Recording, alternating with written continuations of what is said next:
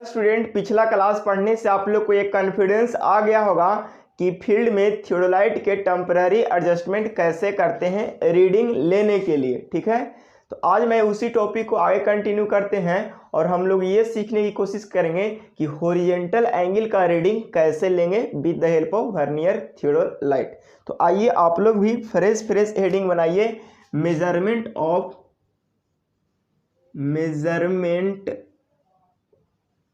horizontal angle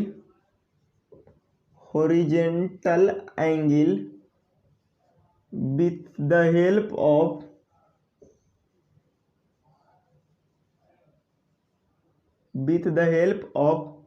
vernier theodolite.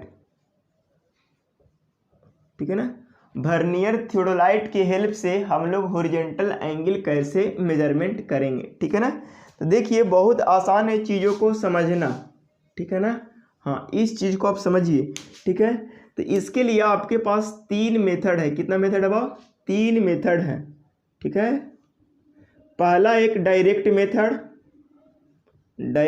Method और दूसरा है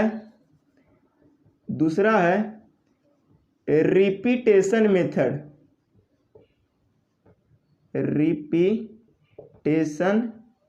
मेथड और तीसरा आपकी है रीइटरेशन मेथड।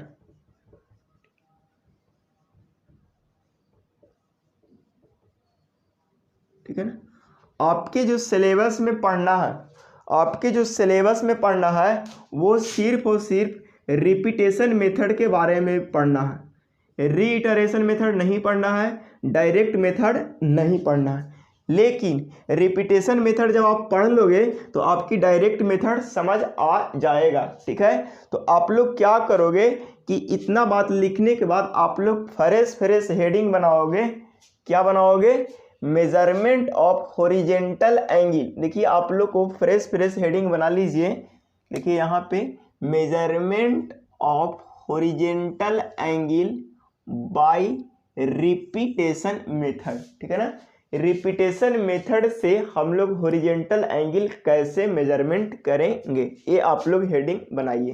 ठीक है, ये कॉपी करने के बाद यानी ये छापने के बाद। ठीक है, हाँ ठीक है, अब उसको हम इरेज करते हैं। ठीक है ना, हाँ इस चीज़ को हम थोड़ा सा भी इरेज करते हैं और यहाँ पे कुछ और समझाने की कोशिश करते हैं। हेडिंग बनाने के बाद आप इस चीज़ को नहीं छापोगे। हेडिंग बनाने के बाद जो हम बात छपवा रहे हैं उसको सिर्फ छापना है। ठीक है, देखिए हम लोग वर्नियर थियोडोलाइट के मदद से हम लोग एंगल मेजरमेंट करेंगे। ठीक है ना, हाँ तो उसमें जो मेन बात हमेशा आप लोग को ध्यान देने वाली बात है जो यहाँ पे हम फिगर से दिखाने की कोशिश कर रहे हैं। ठीक है, सपोज करिए कि ये एक आपकी वर्नियर थियोडोलाइट है, ये आपकी वर्नियर थियोडोलाइट। देखिए थोड़ा उबाऊ है लेकिन डुबाऊ नहीं है।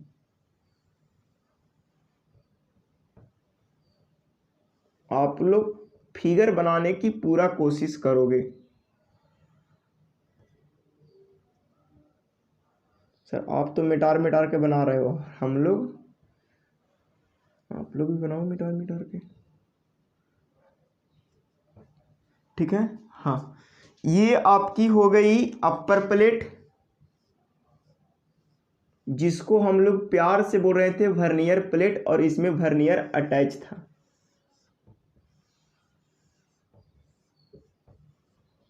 ठीक है, और ये जो प्लेट है इसको बोल रहे थे लोअर प्लेट और लोअर प्लेट में आपकी थे स्पिंडल लगे हुए। देखिए ये लोअर प्लेट में आपके क्या थे? होलो स्पिंडल थे।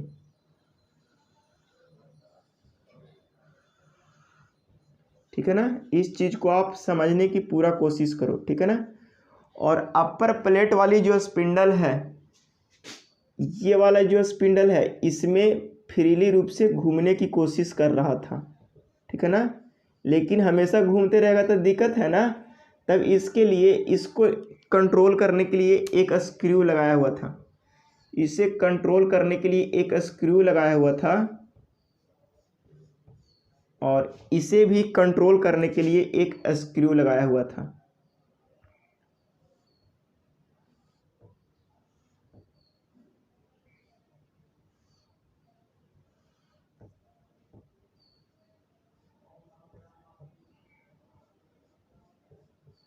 ये दो स्क्रू लगाया हुआ था कंट्रोल करने के लिए, ठीक है ना। इस वाले को बोल रहे थे लोअर क्लैंपिंग स्क्रू,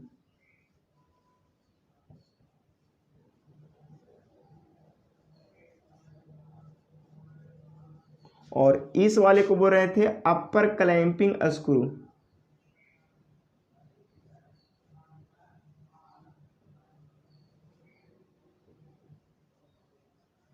देखिए यहाँ पे जो समझने वाली बात ये है, बड़े ध्यान से इस चीज़ को समझिए, चूँकि पूरा जितना भी एंगल का मेजरमेंट करोगे लगभग में ये चीज़ आएगा। जब कभी भी हॉरिजॉन्टल एंगल मेजरमेंट करने के लिए बात आएगा तो यहाँ पे से कंसेप्ट क्लियर होना ही चाहिए, ठीक है। देखिए सबसे पहली बात कि इसमें दो की स्थिति होता है, जो कि अपन पहले भी डिस्कस किया है, ठीक है ना, लेकिन फिर भी आज भी हम लोग डिस्कस करेंगे, ठीक है। सबसे पहली बात तो ये सोचने की कोशिश कीजिए कि अगर आप लोअर क्लैंपिंग स्क्रू को लूज करोगे यानी ढीला करोगे, तब क्या होगा। बड़ा आराम से समझिए कि अगर लोअर क्लैंपिंग स्क्रू को आप लूज करोगे तब क्या होगा, ठीक है ना। पहले स्थिति तो हम बड़ा आराम से समझने की कोशिश कीजिए कि अगर लोअर क्लैंपिंग स्क्रू को लूज करोगे, अगर लोअर क्लैंपिंग स्क्रू को ढीला करोगे तब क्या होगा कि ये पूरा असेंबली ही घूमेगा, ये दोनों प्लेट साथे साथे घूमेगा। इस चीज़ को आप बड़े ध्यान से समझ लो कि अगर लोअर क्लैंपिंग स्क्रू को अगर ढीला किया तो ये पूरा असेंबली घूमेगा, पूरा ये ऊपर प्लेट और ऊपरे वाला प्लेट और नीचे वाला प्लेट, यानी अपर प्लेट और लोअर प्लेट दोनों साथे साथे घूमेगा। जब साथे साथे घूमेगा तो रीडिंग में कोई चेंजिंग नहीं होगा,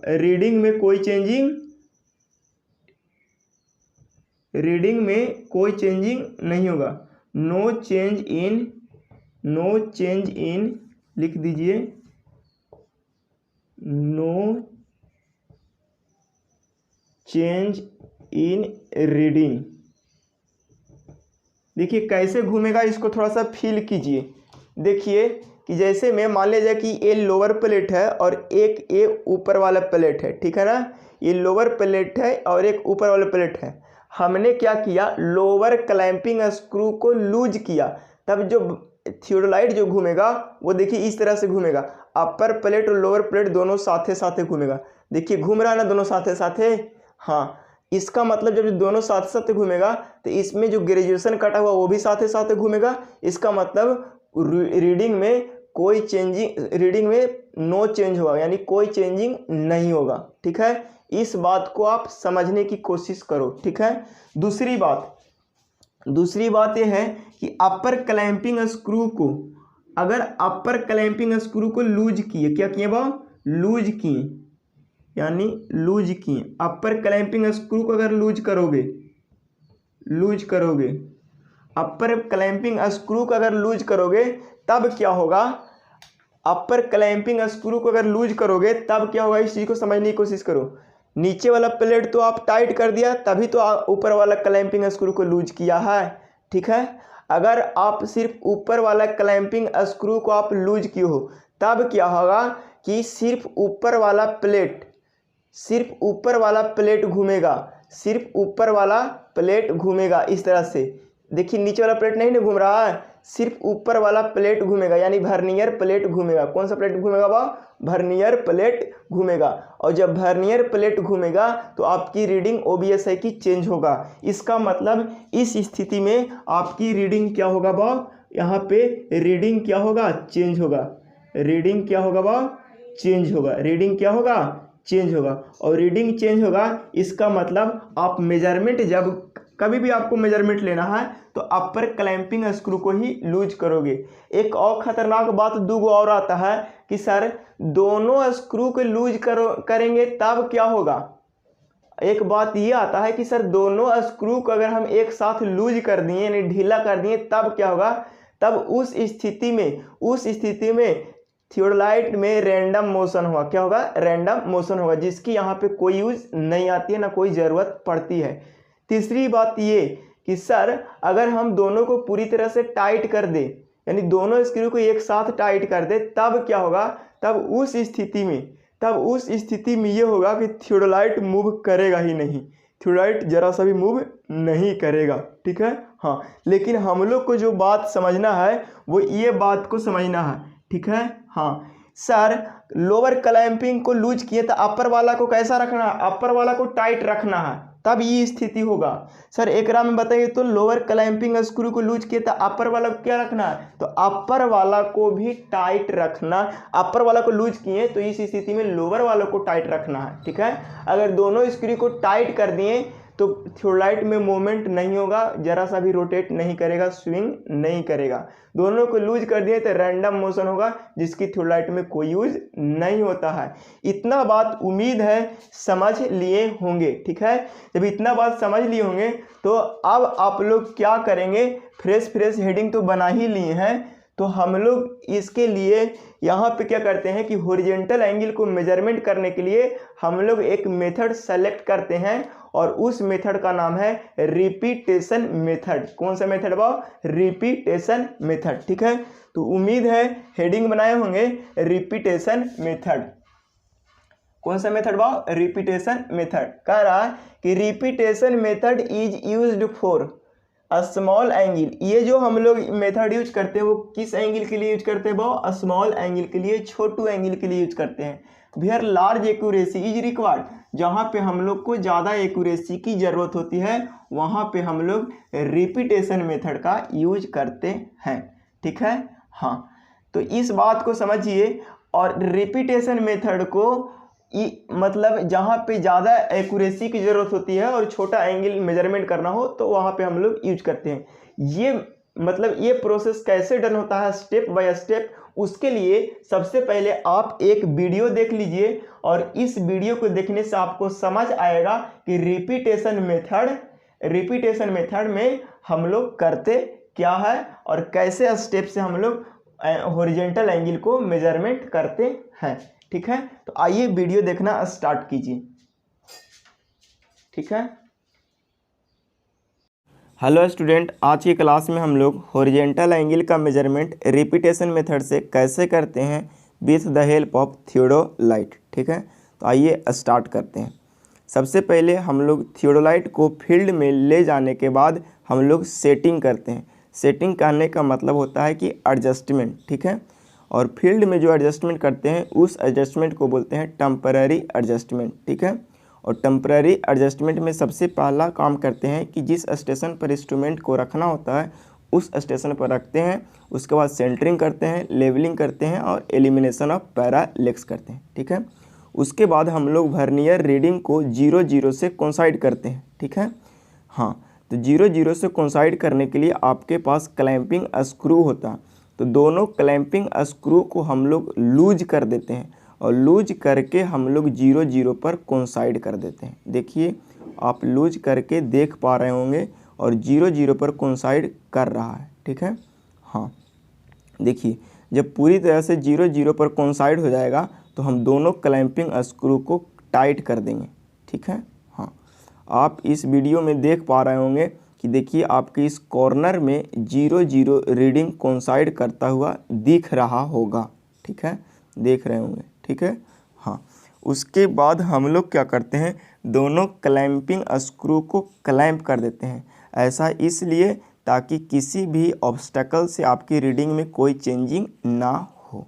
ठीक है, उसके बाद लोअर क्लैंपिंग स्क्रू को लूज करते हैं। लोअर क्लैंपिंग स्क्रू को लूज करते हैं और ए रेंजिंग रेड यानी ए लेवलिंग स्टॉप को साइट करते हैं।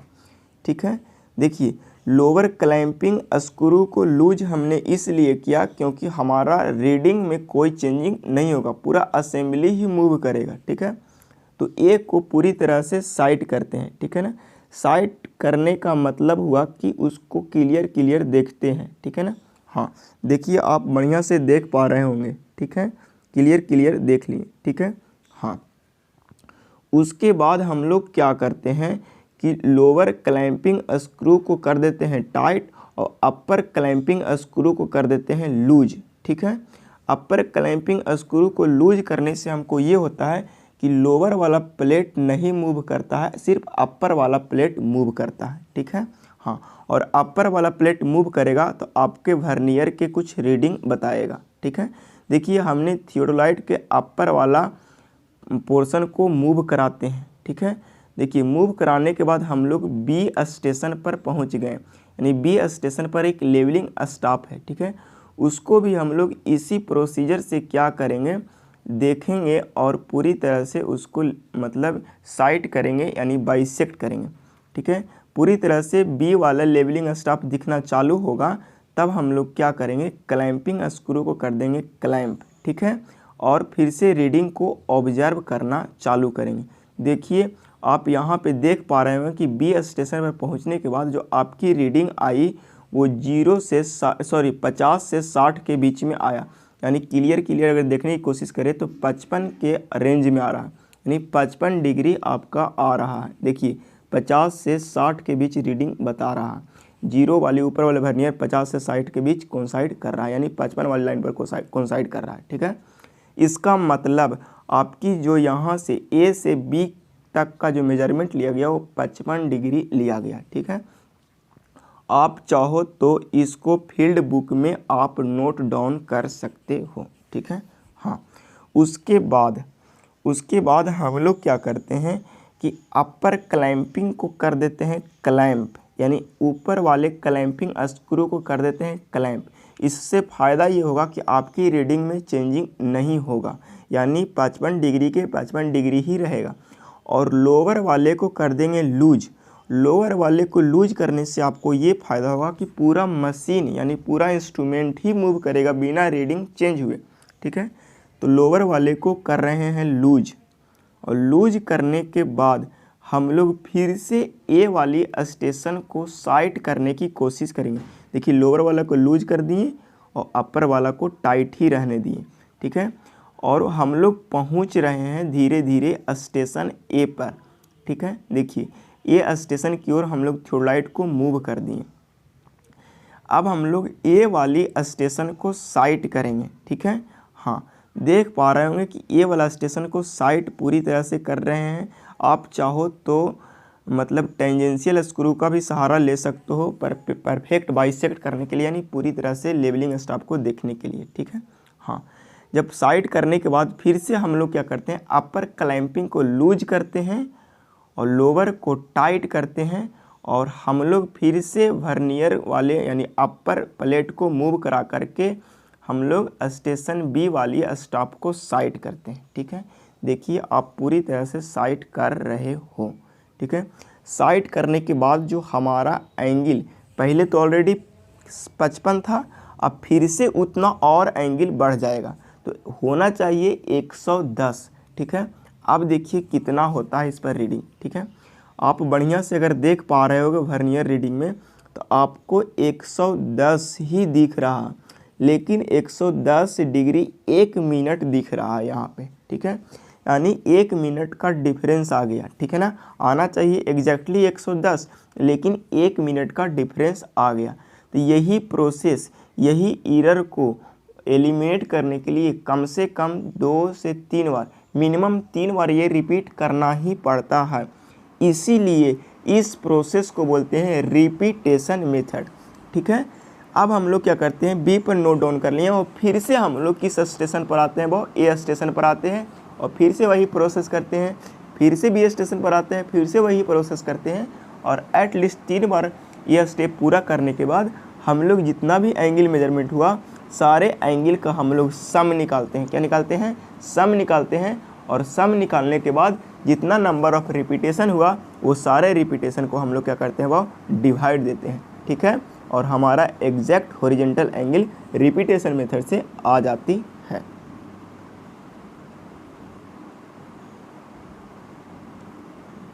वीडियो देखने से कुछ कुछ बात समझ आ रहा होगा। वीडियो देखने से आपको ये सिर्फ समझ आया होगा कैसे कैसे मतलब हॉरिजॉन्टल एंगल में कौन स्क्रू क्लैंप करते हैं और कौन स्क्रू लूज करते हैं, उसके बारे में समझ आया होगा थोड़ा बहुत। और थोड़ी बहुत जो कन्फ्यूजन हुआ होगा मैं अभी बोल कर समझा देता हूँ और आपकी सारा क्रिस्टल क्लियर हुआ होगा। ठीक है, देखिए जब वीडियो आप सही से देख पा रहे होंगे या देखे होंगे तो सबसे पहले आप क्या किए होंगे, इंस्ट्रूमेंट को फील्ड में टेम्पररी एडजस्टमेंट किए होंगे जिस स्टेशन पर इंस्ट्रूमेंट को सेट करना था। ठीक है, तो देखिए पहला स्टेप वही था, first of all set the theodolite at required station.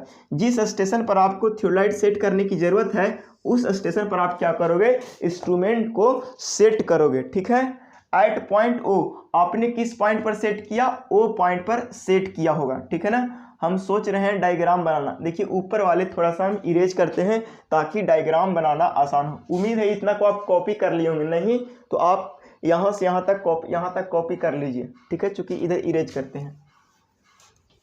कितना लोग तो बोलता है कि सर आप तो लिखने के लिए समय नहीं देते हो।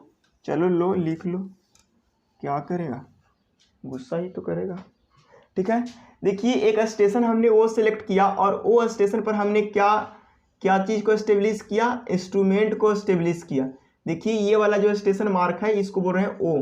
कौन सा स्टेशन बोल रहा है वो, ओ। और ओ पर हमने टेम्पररी एडजस्टमेंट कर दिया किसका, थियोडोलाइट का। देखिए हमने थियोडोलाइट बना दिया, ये फ्रांस का थियोडोलाइट है, इंडिया का नहीं है, इसलिए आपको समझ नहीं आएगा। ठीक है, हाँ अब बताइए कि यहाँ से ये स्टेशन, जिस स्टेशन पर थियोडोलाइट को सेट करना उस स्टेशन पर हमने थियोडोलाइट सेट कर दिया और सेट करने के बाद सारा एडजस्टमेंट डन कर लेंगे, टेम्पोररी एडजस्टमेंट, सेंटरिंग कर लेंगे, लेवलिंग कर लेंगे और एलिमिनेशन, अगर आप पैरेलैक्स आ रहा है तो पैरेलैक्स को भी एलिमिनेट कर लेंगे। ठीक है, इतना स्टेप करने के बाद आप लोग हो गए रीडिंग लेने के लिए तैयार। और रीडिंग लेना है आपको ए पॉइंट और बी पॉइंट, यानी स्टेशन ए और स्टेशन बी के बीच आप लोग को क्या लेना है, वो रीडिंग लेना है। क्या लेना है, रीडिंग लेना है। ठीक है, तो सबसे पहले क्या करेंगे, सबसे पहले हम ये कोशिश करेंगे कि ये जो थियोडोलाइट है, इस थियोडोलाइट की अगर यहाँ पे देखा जाए जूम आउट करके, तो हम लोग क्या करेंगे, जो यहाँ पे वर्नियर लगा हुआ है, जो यहाँ पे वर्नियर लगा हुआ है, इस वर्नियर में हम लोग 0 की रीडिंग पर कोइंसाइड करेंगे। ऊपर वाले यानी वर्नियर प्लेट वाले में भी 0 की रीडिंग और नीचे वाला प्लेट में भी 0 की रीडिंग कोइंसाइड करेंगे।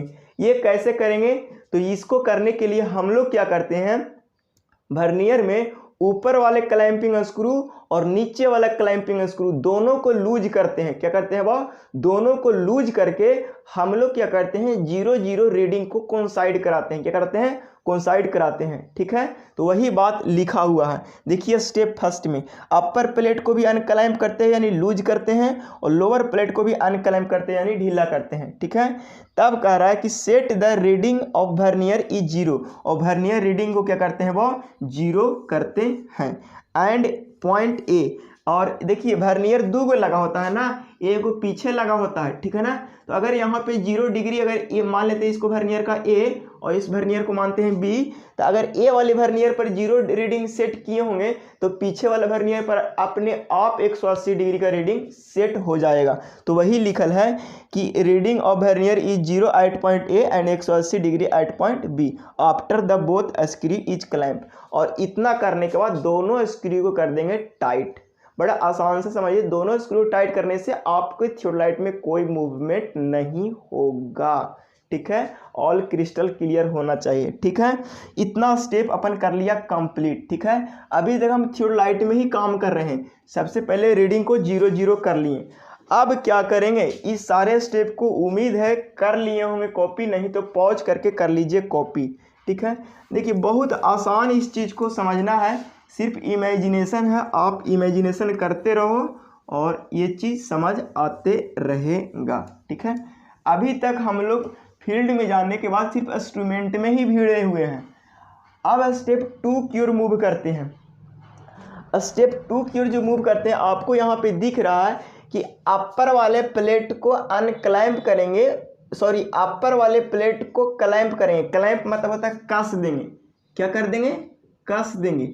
और नीचे वाले प्लेट को क्या करेंगे, ढीला करेंगे। देखिए तो लोअर प्लेट को लूज कर रहे हैं, तो बताइए लोअर प्लेट को अगर लूज करेंगे तब क्या होगा, थियोडोलाइट पूरा साथे साथे घूमेगा ना, और जब थियोडोलाइट देखिए अपर प्लेट को आप लूज कर रहे हो यानी अनक्लैंप कर रहे हो, यानी थियोडोलाइट साथे साथे ऐसे घूमेगा। जब ऐसे घूमेगा तो रीडिंग में कोई चेंजिंग होगा नहीं होगा। तब क्या करेंगे कि इस स्थिति में समझने की कोशिश कीजिए कि जो अपर वाले प्लेट को क्लैंप किए हैं और लोअर वाले प्लेट को अनक्लैंप यानी ढीला किए हैं, तब उस स्थिति में थियोडोलाइट मूव करेगा इधर उधर। सिर्फ थियोडोलाइट का पूरा असेंबली साथे साथे मूव करेगा। तो मूव करा करके हमको ए पॉइंट पर ले जाना है। कहाँ पे ले जाना है भाव? घुमा करके कहाँ ले जाना है? ए पॉइंट पर, यानी स्टेशन ए पर ले जाना है। और स्टेशन ए पर ले जाने के बाद क्या करेंगे हम लोग? उसको स्टेशन ए पर रखा रहेगा एक लेवलिंग स्टाफ। क्या रहेगा वहाँ? एक लेवलिंग स्टाफ। और इस लेवलिंग स्टाफ को देखना चालू करेंगे, साइटिंग करना चालू करेंगे। और जैसे ही साइटिंग कर लेंगे तो फिर से इस क्लैंप को जो ढीला किए थे उसको कर देंगे टाइट। देखिए यही बात लिखल है, upper plate is clamp and lower plate is unclamp, यानी ढीला कर दिए हैं। तब ढीला करने के बाद क्या करेंगे? Swing the telescope and exactly sight the staff held at point ए, यानी ए पॉइंट पर जो स्टाफ रखा हुआ है उसको हम लोग साइट करेंगे, देख लेंगे, रीडिंग को ऑब्जर्व करेंगे। ठीक है। And after the lower plate is clamp, और साइट करने के बाद जो लोअर प्लेट जो अनक्लैंप किए थे उसको हम कर देंगे क्लैंप। क्या कर देंगे? क्लैंप। ठीक है, इतना बात आप लोग को समझ आया होगा। तीसरा स्टेप की ओर मूव क्या करते हैं कि अबरी क्या करते हैं, जब यहाँ तक इसको साइट कर लिए तो अब क्या करते हैं कि ऊपर वाले प्लेट को अबरी ढीला करते हैं। बड़ा आसान से देखिए, ऊपर वाले प्लेट के मतलब ऊपर वाला स्क्रू वाला प्लेट को ढीला करते हैं और नीचे वाला को टाइट करते हैं यानी क्लैंप करते हैं। तो बड़े ध्यान से देखिएगा कि ऊपर वाले को ढीला कर दिए और नीचे वाला को टाइट कर दिए तो सिर्फ और सिर्फ ऊपर प्लेट वाला मूव करेगा। जो ऊपर प्लेट वाला सिर्फ मूव करेगा इसका मतलब रीडिंग चेंज होगा। क्या होगा? रीडिंग चेंज होगा। तब बड़े आराम से देखिए कि यहाँ से क्या किए हैं कि यहाँ से इस थियोडोलाइट के ऊपर वाला प्लेट वाला असेंबली सिर्फ मूव करेगा और आपकी यहाँ तक आएगा और यहाँ तक आएगा। देखिए ये वाला आपकी अबरी नहीं घूम रहा है, नीचे वाला नहीं घूम रहा है, सिर्फ ऊपर वाला घूम रहा है। जब सिर्फ ऊपर वाला घूमेगा तब आपकी क्या होगा? आपकी रीडिंग चेंज होगा और वही बताएगा मेजरमेंट। क्या बताएगा? मेजरमेंट। तो यहाँ से यहाँ आए तो आने के बाद क्या देख रहे हैं यहाँ पे वर्नियर पर? यहाँ पे वर्नियर पर कुछ आपकी एंगल अपीयर हो रहा होगा। आप वीडियो में देखोगे तो वीडियो में आपको दिखाया होगा कि 55 डिग्री के आसपास दिखा रहा था, यानी 55 डिग्री एग्जैक्ट दिखा रहा था आपको। ठीक है ना? तो उम्मीद है कि बी पॉइंट तक तो अपन ने एंगल मेजरमेंट कर लिया, हमारा तो एंगल मेजरमेंट हो गया। अब बताइए क्या एक ही बार में आप मेजरमेंट करोगे? नहीं, जब इतना स्टेप कर दिए, एक ही बार में मेजरमेंट ले लिए, तो इतना ही स्टेप को बोलते हैं डायरेक्ट मेजरमेंट। क्या बोलते हैं? Direct measurement.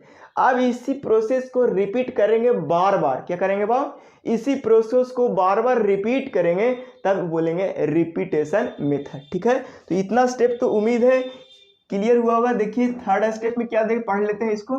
देखिए अपर प्लेट को किए हैं अनक्लैंप और लोअर प्लेट को कर दिए हैं क्लैंप। इसके बाद क्या किए? Swing the telescope and exactly sight the staff held at point B and after the clamp the upper plate. और बी को साइट करने के बाद फिर से ऊपर वाले प्लेट को क्या कर देंगे? कस देंगे। ठीक है, उसके बाद स्टेप 4 में क्या कह रहा है कि स्टेप 4 में फिर से वही प्रोसेस करेंगे कि अपर प्लेट को कस देंगे और लोअर प्लेट को ढीला कर देंगे।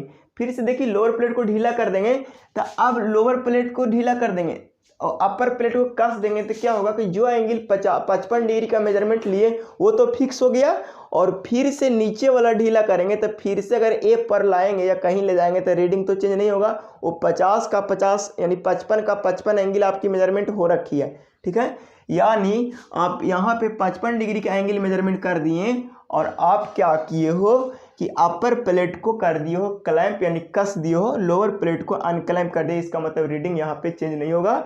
और फिर से इसी को लेके चले जाओगे कहाँ पे, ए पर। क्या करोगे, ए पर। देखो, swing the telescope and exactly sight the staff held at point ए।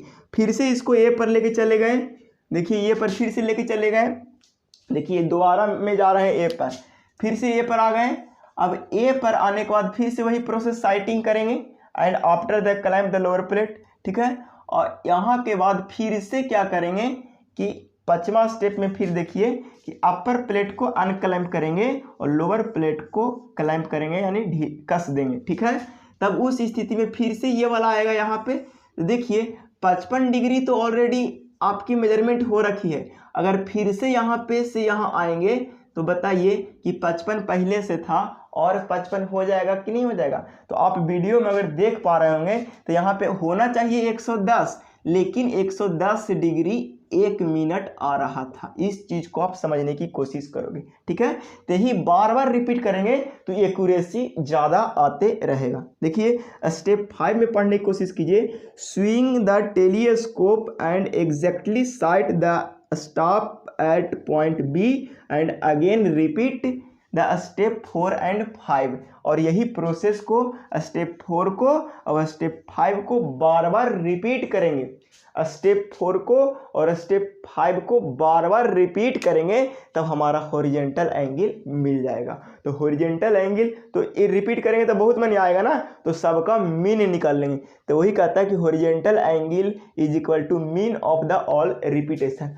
मान लिया जाए कि हर एक रिपीटेशन में कितना आया, पहला में 55 आया, दूसरे में 110 डिग्री इतना मिनट आया। तो मान लिया जाए कि लास्ट में जितना आएगा ना, लास्ट ऑब्जर्वेशन में मान लिया जाए कि 110 डिग्री 1 मिनट आया। कितना बार रिपीट किया, 2 बार।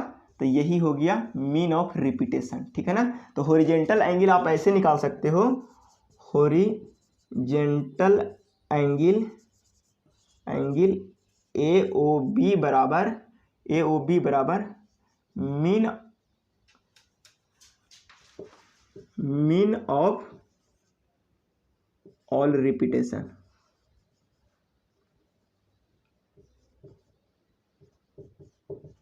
ऑल रिपीटेशन, ठीक है। तो मीन कैसे निकालते हैं, तो टोटल रिपीटेशन का सम, देखिए एंगल तो सम ही आ रहा है, 110 डिग्री इतना, और कितना बार रिपीट किया, 2 बार, यानी 110/2, यानी आया 55 डिग्री 30 मिनट, ठीक। 55 डिग्री 0 मिनट 30 सेकेंड, ठीक है। इसको 2 से डिवाइड दीजिएगा तो इतना आएगा, ठीक है। तो आपकी हॉरिजेंटल एंगल भी निकल के आ गया।